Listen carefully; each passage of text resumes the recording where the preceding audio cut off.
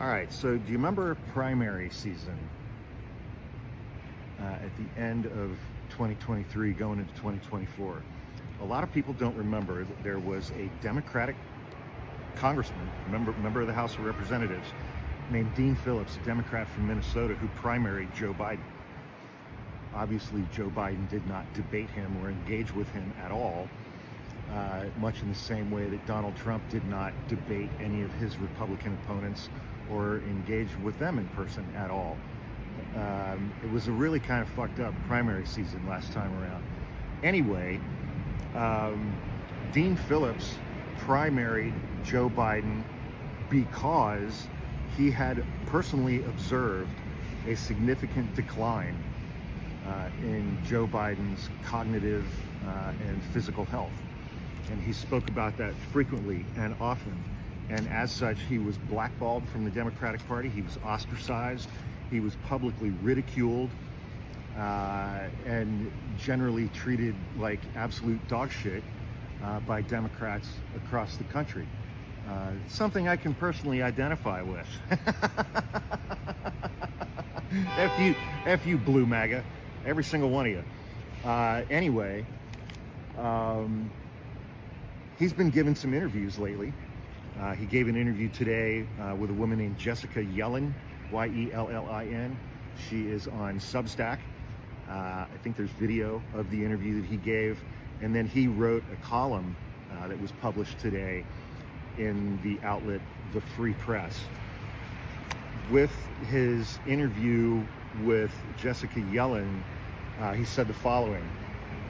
This was an issue of nobody, meaning he had contacted all kinds of prominent Democrats across the country, begging them to run against Joe Biden.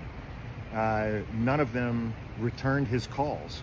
And most of them, their staffs, were like, don't tell anybody that you made this phone call or that you got in touch with anybody from this office. Keep my boss's name out of it. But he said this was an issue of nobody. Vice President Harris, who was in the room, who's known Joe Biden for years, who attacked him vigorously in 2020, who met with him weekly, a woman of color, she wouldn't run. I called Gretchen Whitmer directly. Her very thoughtful political director said, please do not mention this, do not mention her name. And as a result, we can't have you talk. He called J.B. Pritzker, governor of Illinois, directly, same thing. His team was rude and reprehensible. He added, I tried to encourage everybody, Gavin Newsom, Amy Klobuchar, anybody. Of course, I knew they wouldn't do it because they wouldn't give up or risk their personal futures for the country. Boy, if that ain't the Democratic Party in a fucking nutshell these days, I don't know what is. In his article in the Free Press titled, I warned my party about Biden's health. Will they listen now? He writes, as the father of a cancer survivor, I know firsthand how painful these diagnoses can be for patients and their families. But as a former Democratic congressman from Minnesota who 4 years has demanded greater transparency and accountability from my party, I am outraged to see that the important lessons from the top scandal of the 2024 election have still not been learned. Constant lying and gaslighting the public about Biden's health has cost the Democratic Party the public's trust.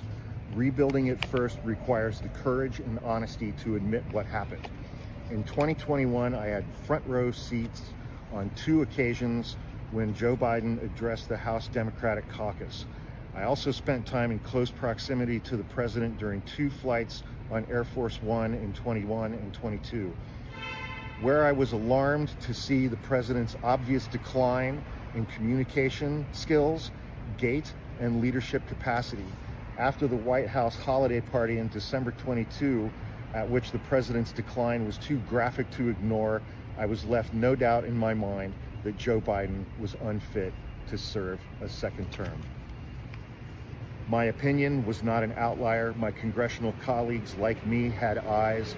Behind closed doors, they acknowledged reality, lamented our party leadership's inaction, and recognized the impending disaster awaiting us in November of 2024. But nobody else showed up.